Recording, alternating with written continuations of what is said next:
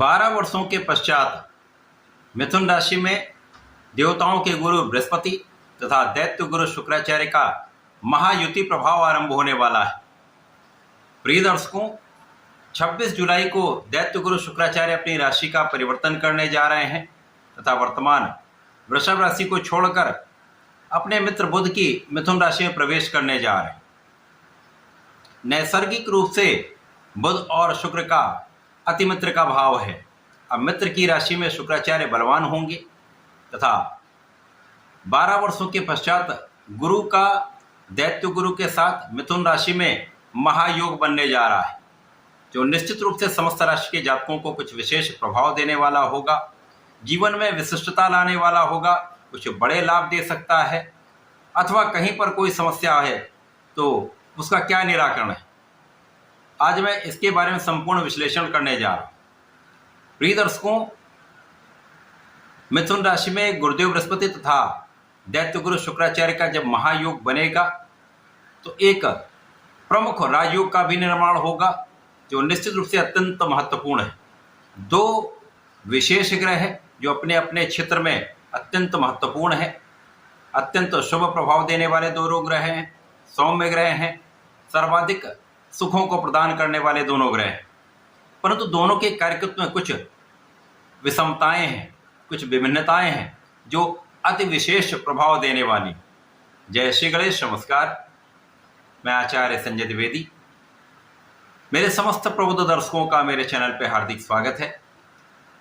प्रिय दर्शकों, आज मैं शुक्राचार्य के राशि परिवर्तन प्रभाव को सिंह राशि के लिए किस प्रकार से हम लोग देख सकते हैं, शुक्राचार्य के इस परिवर्तन से मिथुन राशि में गुरु और शुक्र का महायोग जो प्राप्त हो रहा है उसका किस प्रकार का प्रभाव प्राप्त होने वाला है, किन किन भावों से आपको लाभ मिलेगा अथवा कहीं पर समस्या है तो उसका क्या निराकरण, संपूर्ण विश्लेषण मैं पूर्ण तर्क के साथ करने जा रहा हूं।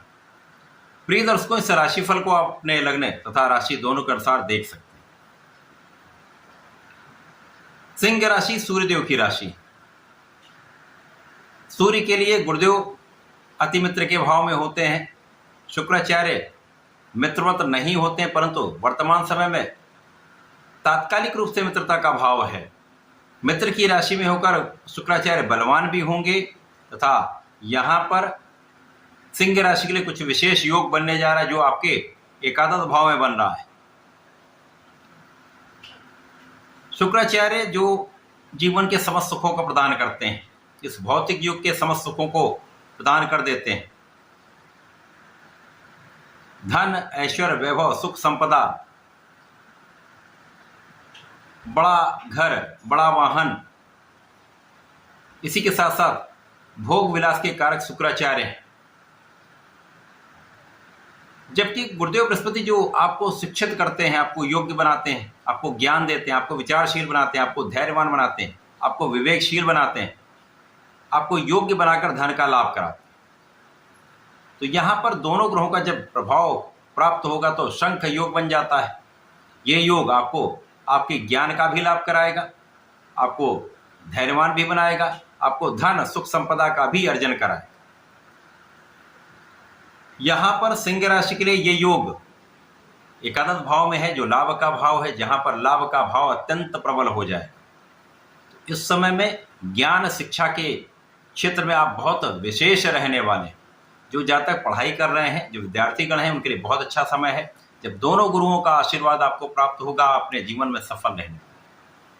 जो लोग प्रतियोगिता परीक्षा की तैयारी कर रहे हैं, नौकरी के प्रयास में हैं, उनका भी मार्ग सरल हो जाएगा, आपको सफलता की प्राप्ति हो सकती है। इस समय में श्रेष्ठ संतान प्राप्ति का योग बनता है, पुत्र संतान प्राप्ति का योग बनता है।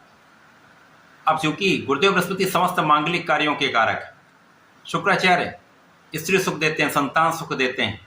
इस प्रकार से इस समय में आपके विवाह का योग पूर्ण रूप से बन रहा है। जिन जातकों का विवाह अभी तक नहीं हो पाया है, किसी भी कारण से व्यवधान आ रहे थे, तो इस समय में आपके विवाह का पूर्ण रूप से योग बनेगा।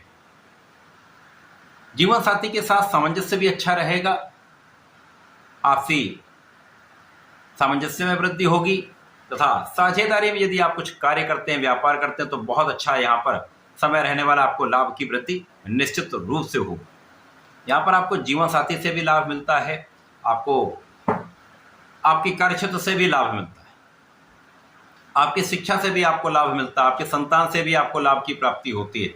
तो कुल मिलाकर ये जो समय आपके लिए अत्यंत विशेष फल प्रदान करने वाला है। अब क्योंकि इस समय में आप धैर्यवान भी होंगे, विवेकशील होंगे, तो निर्णय आप बहुत अच्छे करने वाले। और जब आप शिक्षित होते हैं, आप योग्य होते हैं, तो अपने समय का सदुपयोग कर पाते हैं। इस समय में संपूर्ण रूप से आपके लिए सकारात्मकता प्राप्त हो रही है। जो जातक विदेश जाकर कार्य करना चाहते हैं, जो विदेश जाकर किसी व्यापार में हैं या विदेश में रहकर ही कार्य कर रहे हैं, उनके लिए भी ठीक समय है, कहीं पर कोई बड़ी समस्या नहीं है। इस समय में कुछ व्यय बढ़ सकते हैं। यदि आप यात्राएं कर रहे हैं, यात्रा का योग बन रहा है, तो वहाँ पर कुछ व्यय हो सकता है। अनावश्यक व्यय से बचना चाहिए, परंतु यहाँ पर लाभ की स्थिति अच्छी है, तो यहाँ पर समस्याएं कम हो जाएंगी। यद्यपि इस समय जो आपके आय और धन के स्वामी हैं वो 12वें भाव में है, परंतु वक्री हो चुके हैं, जिसके कारण ये समस्याएं कम हो जाएगी। समस्याएं कम होती तो आप अपने समय का संपूर्ण रूप से उपयोग करके लाभ ले पाते। इस समय में आप परिश्रमी रहेंगे, आप अपने कार्यक्षेत्र में पूर्ण रूप से लगे रहेंगे, अपना संपूर्ण प्रयास करेंगे, तो सफलता निश्चित प्राप्त होगी। इस समय का जो सर्वाधिक सकारात्मक भाव है वो आपके लिए शिक्षा के क्षेत्र में, ज्ञान के क्षेत्र में आपकी इच्छाओं की पूर्ति का है, अथवा जो अविवाहित है उनके विवाह के योग को पूर्ण करने वाला समय है, संतान प्राप्ति का समय है, संतान सुख का समय है। तो ये समय आपकी इच्छाओं की पूर्ति का है। गुरु और शुक्र का महासंयोजन नैसर्गिक रूप से आपके धन की वृद्धि करेगा ही। यहाँ पर जो इनका कार्यकत्व है उसमें वृद्धि होगी ही। तो इस समय में आपका ऐश्वर्य वैभव भी बढ़ता है, सुख संपदा में भी वृद्धि होती है, आप उसका उपभोग, उसका लाभ अवश्य प्राप्त कर पाएंगे। यद्यपि लग्न के स्वामी 12वें भाव में हैं, परंतु सूर्य को कोई त्रिक दोष नहीं लगता है, इस कारण से कोई बड़ी परेशानी का योग नहीं। इस समय में आप कानूनी रूप से बहुत सक्षम होंगे, कानूनी समस्याओं में आपको लाभ मिलेगा, आप विजयी रहेंगे, शत्रुओं का पराभव होगा। तो कुल मिलाकर ये समय आपके लिए अत्यंत विशेष है। गुरु बृहस्पति तथा दैत्य गुरु शुक्राचार्य का जो महासंयोजन है वो आपके लिए विशेष भाव में होकर अति विशेष लाभ देने वाला है। इस समय को सर्वाधिक लाभप्रद बनाने के लिए आपको नियमित रूप से भगवान गणपति की आराधना करनी चाहिए, ओम गंग गणपताय नमः का जप करना चाहिए, तथा इस समय में यदि आप भगवान भोलेनाथ पर प्रत्येक शुक्रवार को जलार्चन करके दही से अभिषेक करते हैं, चंदन की सुगंधि का अर्पण करते हैं, तो विशेष लाभ आपको प्राप्त होंगे। समय का संपूर्ण उपयोग आप कर पाएं। ऐसा करके इसका लाभ लें। धन्यवाद, नमस्कार।